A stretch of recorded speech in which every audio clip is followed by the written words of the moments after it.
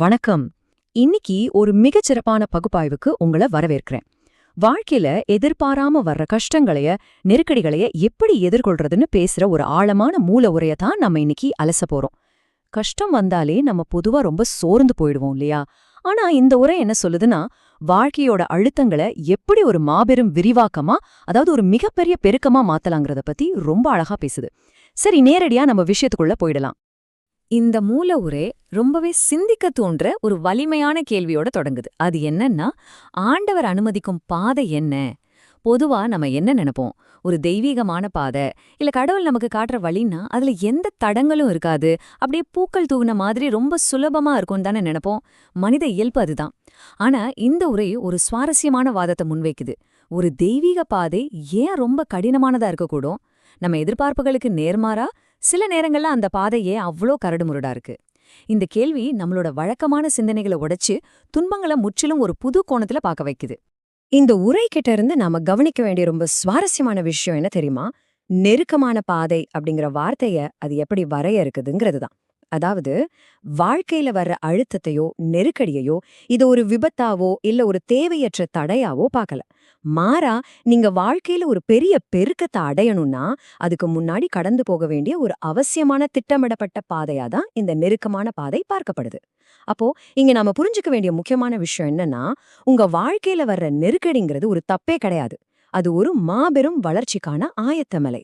எந்த ஒரு பெரிய விரிவாக்கத்துக்கு முன்னாடியும் ஒரு பெரிய அழுத்தம் இருக்கணும் அப்படிங்கிற தத்துவத்தை இது ரொம்ப நேர்த்தியா கட்டமைக்குது. இப்போ உங்களுக்கு ஒரு கேள்வி வரலாம். இந்த நெருக்கடி அப்படிங்கிறது ஏதோ ஒரு தத்வார்த்தமான, கண்ணுக்கு தெரியாத விஷயமா? கண்டிப்பா கிடையாது. நிஜ உலகத்துல இது எங்க எப்படி வெளிப்படுது அப்படிங்கறத இந்த உரை மிக தெளிவா வகைப்படுத்துது. நாம ஒவ்வொருத்தரும் தினசரி எதிர்கொள்ற யதார்த்தமான சூழ்நிலைகளை தான் இது தொடுது. வாழ்க்கையோட எந்தெந்த முக்கிய களங்கள்ல இந்த அதீத அழுத்தம் மனிதர்களுக்கு உருவாகுது அப்படிங்கறத பேச்சாளர் திட்டவட்டமா குறிப்பிடுறாரு. இதை ஏதோ மேலோட்டமா பார்க்காம நம்ம சொந்த வாழ்க்கையோட, நாம தினமும் சந்திக்கிற சவால்களோட கொஞ்சம் பொருத்தி பார்த்தோம்னா இதோட உண்மையான ஆழம் உங்களுக்கு புரியும். இந்த நெருக்கடி மனித வாழ்வோட மிக அடிப்படையான 3 தூண்கள்ல வெளிப்படுறதா உரை சுட்டிக்காட்டுது. அது என்னன்னா, 1 வேலைஸ்தலம், 2 குடியிருக்கின்ற இடம், 3 பிசினஸ், அதாவது வியாபாரம் செய்யற இடம். பேச்சாளர் பயன்படுத்துற இந்த 3இன் விதி நமக்கு எதை ரொம்ப தெளிவா விளக்குதுன்னா, இந்த அழுத்தம் நம்ம வாழ்வோட எல்லா பக்கங்களையும் சூழ்ந்திருக்குங்கிறது தான். உங்க தொழில் வாழ்க்கவே எடுத்துக்கோங்களேன். அங்க மேலதிகாரிகளாலேயோ இல்ல வேலை பழுவாலேயோ உங்களுக்கு நிறைய நெருக்கடிகள் இருக்கலாம். உங்க தனிப்பட்ட குடும்ப வாழ்க்கையிலேயோ இல்ல குடியிருக்கிற இடத்திலேயோ பல எதிர்பாராத சுமைகள், குடும்ப பிரச்சனைகள்னு அழுத்தங்கள் வரலாம்.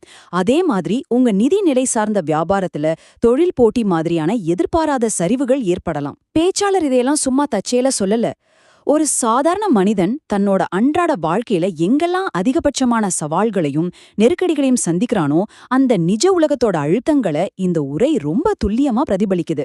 சரி, இதுவரைக்கும் நாம பிரச்சனைய பத்தி பார்த்தோம். அதாவது, பல்வேறு களங்கள்ல நாம எப்படி நெருக்கப்படுறோம்னு பேசணும். ஆனா இதுக்கு என்னதான் தீர்வு? அந்த இடத்துல தான் இந்த உரை ஒரு மிக முக்கியமான நிபந்தனைய முன்வைக்குது. அது என்னன்னா, கர்த்தரை மட்டும் உறுதியாய் பற்று பிடிப்பீர்களேயானால் இதுதான் அந்த தீர்வு. சரியா, இந்த இடத்துல ஒரே ஒரு புது திசைய நோக்கி திரும்புறத நீங்க கவனிக்கலாம். உங்களை சுற்றி இருக்கிற சூழ்நிலைகள் உங்களை நெருக்கலாம். வேலை பார்க்குற இடத்துலயோ இல்ல குடும்பத்திலயோ வர பிரச்சனைகள் உங்களை அழுத்தலாம். ஆனா உங்க கவனம் முழுவதும் அந்த பிரச்சனைகள் மேலேயோ இல்ல அந்த அழுத்தத்தின் மேலேயோ இருக்கக்கூடாது. மாறா, நம்பிக்கையின் மேல ஒரு உறுதியான பிடிப்பு இருக்கணும்னு இந்த உரை வாதிடுது. வரப்போற அந்த ஒரு மிகப்பெரிய பெருக்கத்துக்கான நிபந்தனையா இது முன்வைக்கப்படுது. இந்த பகுப்பாய்விலேயே எனக்கு ரொம்ப பிடிச்ச பகுதி இதுதாங்க. இந்த முரண்பாட்டை கொஞ்சம் கவனிச்சு பாருங்களேன். ஒரு பக்கம் நெருக்கம், ஒடுக்கப்படுதல் இருக்கு. இன்னொரு பக்கம் விசாலம், பெருக்கம் இருக்கு. இந்த உரை சொல்ற ரொம்ப அற்புதமான, சிந்திக்க தூண்டுற ஒரு கருத்து என்ன தெரியுமா? நீங்க எந்த இடத்துல ஒடுக்கப்படுறீங்களோ, எந்த இடத்துல மிக அதிகமா நெருக்கப்படுறீங்களோ அதே இடத்துல தான் உங்களுக்கான விசாலமும் பெருக்கமும் வரும். வேற எங்கேயோ தப்பிச்சு போய் நீங்க ஜெயிக்க போறதில்ல. உங்க போராட்டத்தோட களமே உங்களுக்கான ஆசீர்வாதத்தின் களமா மாறும் அப்படிங்கிறது தான் இதோட மைய கருத்து. பிரச்சனை நடந்த அதே இடத்துல உங்களை யார் ஒடுக்குனாங்களோ அவங்க மத்தியிலேயே அதுக்கான தீர்வும் வெற்றியும் கிடைக்கும் அப்படிங்கிற இந்த முரண்பாடான ஆனா ரொம்ப ஆழமான கருத்தை இந்த உரை மிக நேர்த்தியா கையாளுது. நாம இப்போ இந்த மூல உரைகளோட உணர்ச்சிகரமான உச்சக்கட்டத்தை நெருங்கிட்டோம். இந்த உரையின் மிக முக்கியமான செய்தி ஒரு வலிமையான வாக்குறுதியில் அமைஞ்சிருக்கு. அது என்னன்னா, அவர்களுக்கு முன்பாக நம்மை நிறுத்துவதற்கு கர்த்தர் வல்லவராயிருக்கிறார். யார் உங்களுக்கு நெருக்கடியை கொடுத்தாங்களோ, யார் உங்களை ஒடுக்குனாங்களோ, அவங்களுக்கு முன்னாடியே உங்களை உயர்த்தி நிறுத்துறதுக்கான ஒரு இறுதி வாக்குறுதியை இந்த உரை வழங்குது. இதேதோ சும்மா சொல்ற ஆறுதல் வார்த்தைகள் கிடையாதுங்க. மாறா, ஒரு முழுமையான நியாயம் கிடைக்கிறதையும் வாழ்க்கையில கிடைக்க போற ஒரு பெரிய ஏற்றத்தையும் இது குறிக்குது. ஒடுக்கப்பட்டவங்க திரும்பவும் அதே இடத்துல தங்களை ஒடுக்க நினைச்சவங்க கண் முன்னாடியே கம்பீரமா எழும்பும் அந்த தருணத்தை இது ரொம்ப வலிமையா பதிவு செய்யுது. நெருக்கடி எப்படி பெருக்கமா மாறுது அப்படிங்கிறதுக்கான இறுதி புள்ளி இதுதான். அப்படியே நாம இந்த பகுப்பாய்வோட இறுதி பகுதிக்கு வந்துட்டோம். இந்த உரை வழங்கிய எல்லா தகவல்களையும் தத்துவங்களையும் ஒன்னு சேர்த்து உங்க முன்னாடி ஒரு முக்கியமான கேள்வியை நான் வைக்கிறேன். நெருக்கடியான நேரங்கள்ல நீங்க உறுதியா பற்றி கொள்ள போறது எதை? உங்க வாழ்க்கையிலையும் தொழில், வியாபாரம் இல்ல தனிப்பட்ட குடும்பத்துல பல எதிர்பாராத நெருக்கடிகள் வரலாம். அந்த நேரங்கள்ல நீங்க அந்த அழுத்தங்களை நினைச்சு சோர்வடைய போறீங்களா? இல்ல இந்த உரை முன்வைக்கிற அந்த நிபந்தனைப்படி உங்க நம்பிக்கைய உறுதியா பிடிச்சுக்கிட்டு அந்த அழுத்தங்களை ஒரு மாபெரும் விரிவாக்கமா மாத்த போறீங்களா? கொஞ்சம் யோசிச்சு பாருங்க. இத தீர்மானிக்கிறது உங்க கைகள்ல தான் இருக்கு. இந்த சுவாரஸ்யமான பகுப்பாய்வு நெருக்கடிகளை எப்படி எதிர்கொள்றதுன்னு உங்களுக்கு ஒரு புது வெளிச்சத்தை கொடுத்துருக்கோன்னு நான் நம்புறேன். உங்களை சிந்திக்க வைக்கும் இன்னொரு பகுப்பாய்வோட நான் மீண்டும் உங்களை சந்திக்கிறேன்.